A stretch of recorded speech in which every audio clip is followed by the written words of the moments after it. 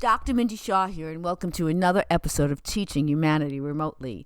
Today I want to discuss the fact that when we're dealing with children, and I really think this might be for like adolescent children and older, and we are trying to invent a new way of communicating, and we have a child who they're in a bad mood and they feel very angry and they just want to create like an argument so they can like kind of release that energy. They don't know that they're just trying to create an argument so that they can release energy. They are speaking in a way that is provocative and they feel justified because they're mad that you punished them or something like that. And you see that they're trying to bait you into going down that rabbit hole, and you don't go down that rabbit hole. So here's an example. You're living with a 22-year-old and the kid makes some food and says, I don't like this food, so I'm just going to like put it in the refrigerator. And you say, okay, thank you. That's right. I'll eat it later. And the kid says, you never eat the food that I put in the refrigerator. So why are you saying that? And then you don't respond. And then the kid says, you never respond. You're always avoiding. And you see all this. You see, well, this person just wants to bait me so I can fight with them so they can feel justified. When you don't respond, which is the right thing to do, right? Because you're seeing that you're trying to create a new way of communicating, and the way that this baiting old way of communicating doesn't serve you anymore. So you're stopping that. The way you stop your part is by saying, how will this serve me?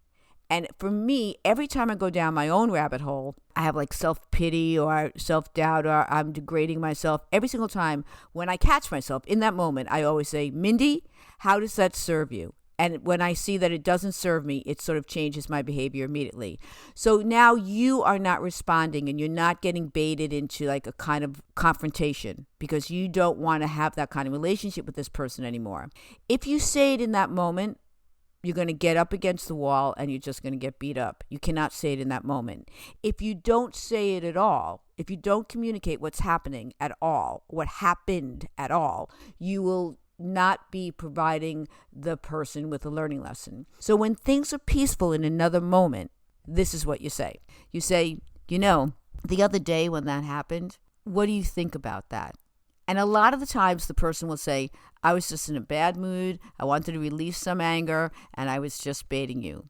Sometimes the person, if the person's not necessarily reflective or hasn't learned this skill yet, the person might not say anything. And then you can say, well, what I saw is that typically when that happens, I respond in kind of fighting with you. And I just noticed that every time I respond that way, we just go down the rabbit hole. It just gets worse. So this time I just stepped back and I didn't respond. Did you notice that?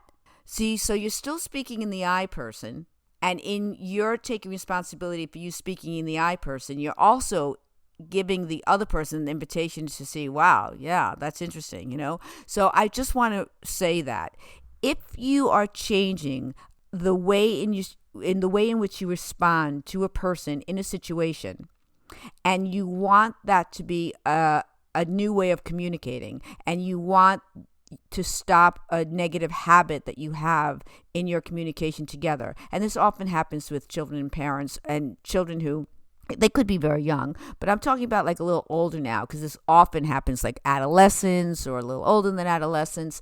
There needs to be a time where it's discussed, and it cannot be in the moment, because that's only going to lead to the fire.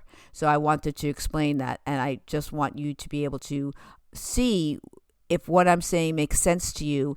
And if you're trying to stop behaving in a way that's habitual, please write to me and let me know at learnwithmeremotely@gmail.com, because I have a lot of information on this. And I was speaking to an old friend who said, I've kind of been like in a coma for 3 years. I've just been like not great. And then that person was really down on himself and it was just like getting so negative. And I said, listen, as long as you're staying negative, you're going to really kind of stay in that coma. And so what you need to do is you need to like turn that around and say, you know what? Yeah, for 3 years I was kind of comatose. I was in a negative place. I was paralyzed. I didn't do anything. But today is the first day of the rest of my life. And thank God I'm not like that anymore. And every time you see that you're going in that negative direction, just say, how is that serving me? How is that serving me? And then just kind of build slowly the stamina, the muscle of moving in a different direction and stopping that habit that doesn't serve us anymore. We have to stop it, and the only one that can stop it is each of us individually. So that was really what this podcast is about. It's about stopping the habitual ways in which we respond when they don't serve us anymore. And the way you know that, just say, is this serving me? And everyone knows, no. If it's not serving you, you know it's not serving you. So be able to say it and let that be the beginning of a transformation. Life is very, very short.